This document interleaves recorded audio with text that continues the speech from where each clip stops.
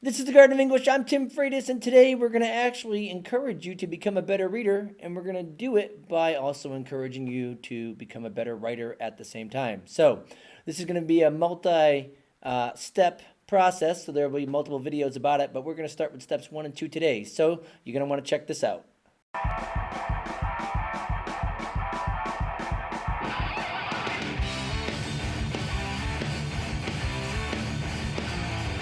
Okay, so what we're going to do today is we're going to actually start a new series. It's called Garden of English Underclassmen, and this is for kids that might actually be, struggling readers or struggling writers that really want to get better.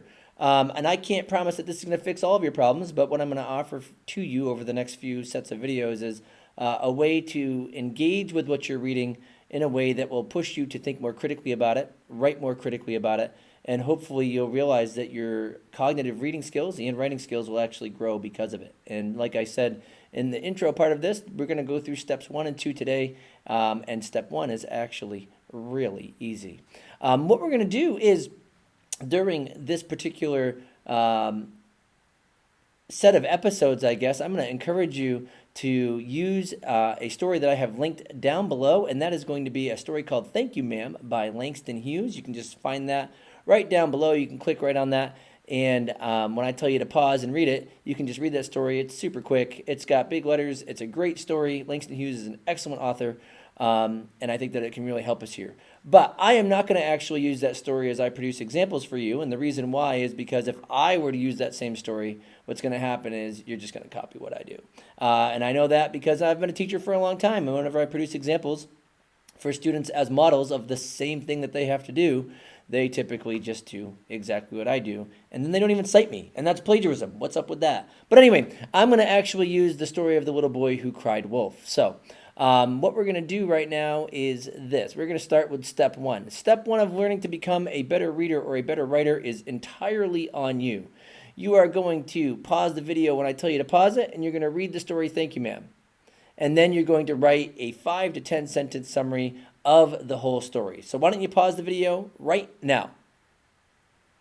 Okay, I'm going to assume that you paused it. I'm going to assume that you accessed that link right down below and actually read the story of Thank You Ma'am. I'm also going to assume that you wrote a 5 to 10 sentence summary.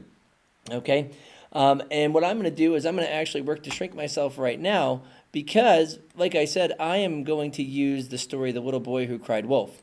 And you're going to notice that that's the example that I'm going to have as we get into step 2 in just a few moments. So you're going to notice that when we talk about what we're supposed to be doing here, step 1 is actually produce a summary, no instruction required, do what you think needs to be done. Hopefully you've already done that. So I want you to think about the story of the little boy who cried wolf. I'll let you think about Thank You Ma'am again a little bit later.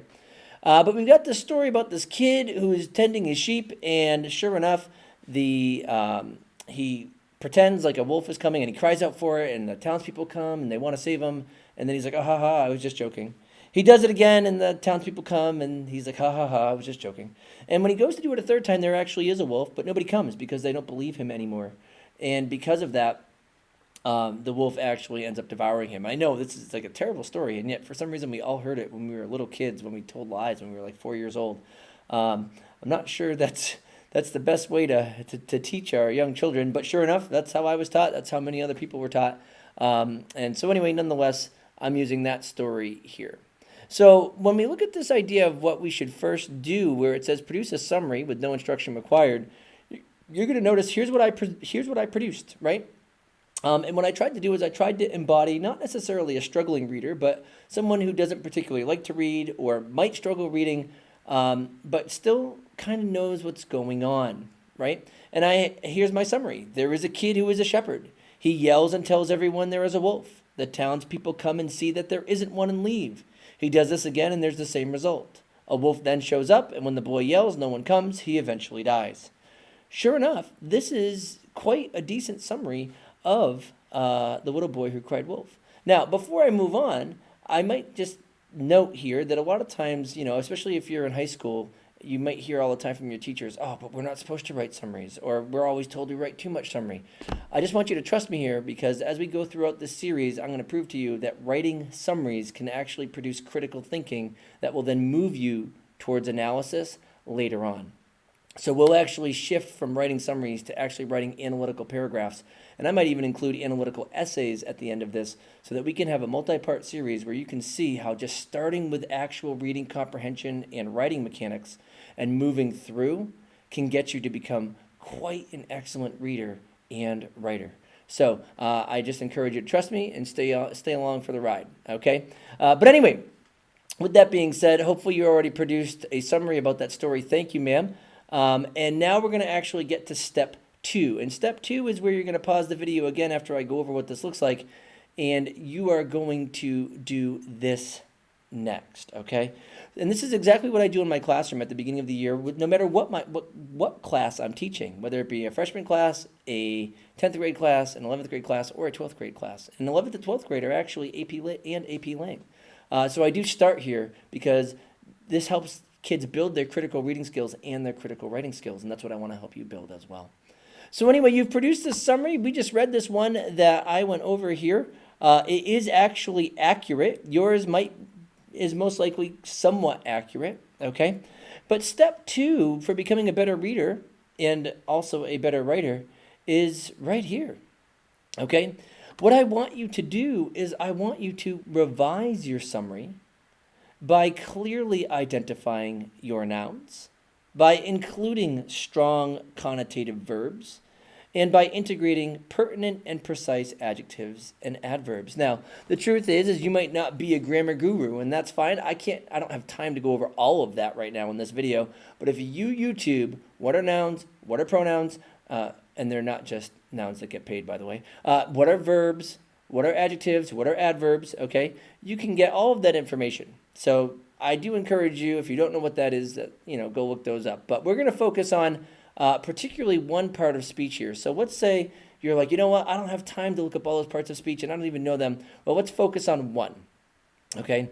If you're going to do one thing by the end of today that will show that you can become a better reader and a better writer, it's to actually learn what a verb is. And a verb is an action word. So any word that delineates action is going to be a verb.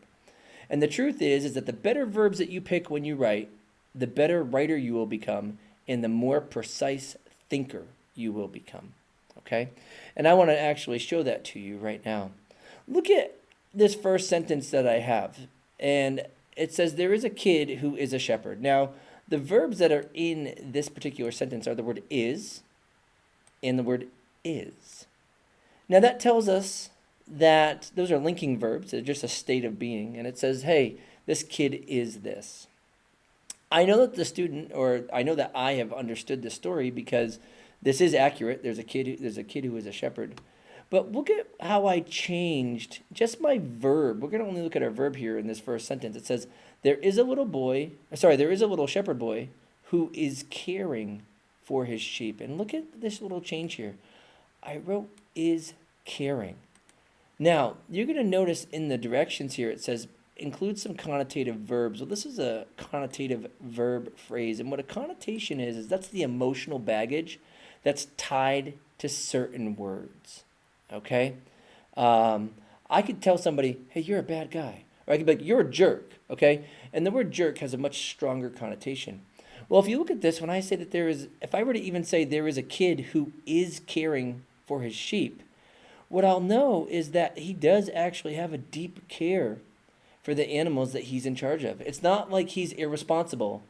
It seems as though there's a care there. And that brings this emotional baggage, right? This emotional connotation of care to what's going on. And if you can just change your verbs to things that are like that, that will show that you understand what's going on even better. Let's actually say that you're reading a story like Thank You, Ma'am, and you notice that the character is yelling at another character. But in your first summary, you wrote, oh, and so says, blah, blah, blah. What if you just change says to yells?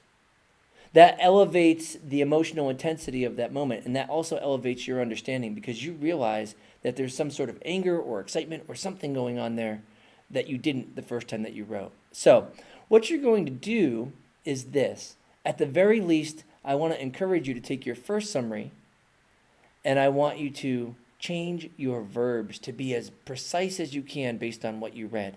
We don't want to just say, hey, the boy yells and tells everyone there. What if we were to say the boy screams in terror? That's the type of thing that we're looking for. Yells turning to scream. Scream has a much more negative connotation that's also tied to fear. We can yell for many things. We can yell out of anger. We can yell in excitement. But when we say scream, that typically leads us to a more fearful moment. So we want to think about those verbs. And when you change those verbs in your writing, you're changing how you've thought about the story, and then you're changing your comprehension, and it's becoming a lot stronger. Even though you really just think that, oh, I'm just changing verbs. Now, if you know what verbs are, I also want to encourage you, though, to actually change, or add some adjectives and adverbs. And you're going to notice that in this example document, which I'll also have linked down below, that I started up here with there is a kid, and then I moved it to there is a little shepherd boy. And notice that when I change the word kid to little shepherd boy, we've got this idea of the little boy. Now, little shepherd boy, that's going to be an adjectival phrase here. Okay, he's a little boy, he's a shepherd boy. That's going to limit the age of our child. Okay, that's going to make him at most 11, potentially 12, but I doubt that. I think we're really talking between 9 and 11. I mean, I'm 34, and if you ask some of my older faculty members, if I were to say I'm old, they're like, oh, you're just a kid, right? But they don't typically call me a boy. So now what I'm doing with this first sentence is I'm noticing so much more just by saying that there was a little shepherd boy. At first I said there was a kid. Now it's a little shepherd boy. I now understand his occupation. I understand his age so much better, and I understand how much more emotional he is about those sheep. So if you look at the changes that I've made, which I've underlined in red, right, I'm showing all of this advanced understanding because I've really thought about the story more than just saying, okay, I got to write 5 sentences. I have to write a 5-sentence summary of the story. No. I'm writing a 5-sentence summary of the story now where I'm thinking about better verbs and better adjectives and better adverbs. And like I said, you can start with just the verbs if you want to, but I encourage you to think about adjectives and adverbs if you're ready to go there. If you're not, just go with the verbs, and I think that you're already going to see a much better understanding of the story if you just change those. Look at this here, right? I then have in my second sentence here, it says he yells and tells everyone there is a wolf. Look at what I did over here. When I rewrote and revised my first summary and I thought about adjectives, it says while bored, okay? So now we're describing him and he's bored. So now we're like, okay, well, what do you do when you're bored? You look for some excitement. And then it says he decides. Notice that here it just says he yells and tells everyone there's a wolf. But when we put the word decides there, that shows that he was making a conscious decision. And that conscious decision means that he was being very purposeful in what he was doing. I have a better understanding of the motivations of that character and the characterization that brings. So that means that this kid is kind of a little snot. But maybe he's just a little boy, actually, because he's a little bit immature. And now we're connecting him being a little boy with his decision, that immaturity, and we're getting a better understanding of his character. And all we're doing is just changing a couple words. We changed, is to is caring. Instead of just saying he yells, we say he decides to do something. And now we're seeing his immaturity come full circle. We have a better understanding of character. You're becoming a better reader just by changing verbs. And here we see it says he decides to have a little fun by alerting his community to an attacking wolf, even though this isn't true. And notice here it says he yells and tells everyone there's a wolf. We switch that to alerting. Think about what alerting does. That's that major panic, okay? Alerting makes this way more connotatively heavy because there's some alarm that's involved. So what I want you to do is I want you to revise your first summary about thank you, ma'am. It was probably 5 sentences. Change at least your verbs, but try to add adjectives and adverbs. And that's where we're going to stop for today. So step 1 was, hey, just write a summary. Step 2 is really focus on changing at least your verbs. And I'm going to ask that you actually put your summaries of thank you, ma'am, in the comments below if you do this.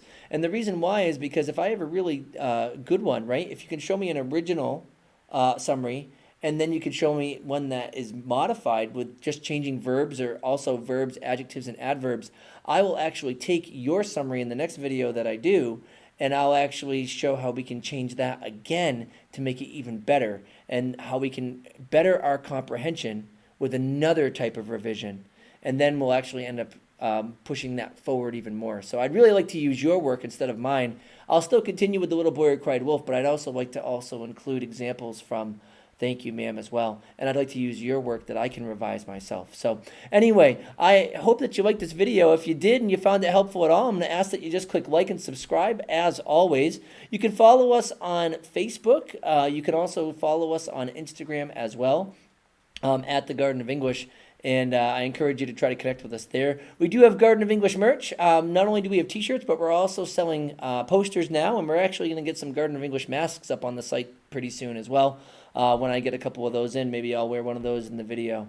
As always, these videos are also completely free, but I do once again remind you to click like and subscribe, because this is going to be a pretty big video series that talks about how we can move from writing summaries and providing analysis to integrating quotes, to producing analytical paragraphing, to also producing analytical essays about literature, for those of you that are indeed not yet in AP Lit. And if we can get these skills taken care of now, strong reading comprehension and strong writing skills, you're going to be in much better shape as you go throughout high school. So I hope you all have a great day, and we'll see you in a couple weeks here at the Garden of English. Have a good one.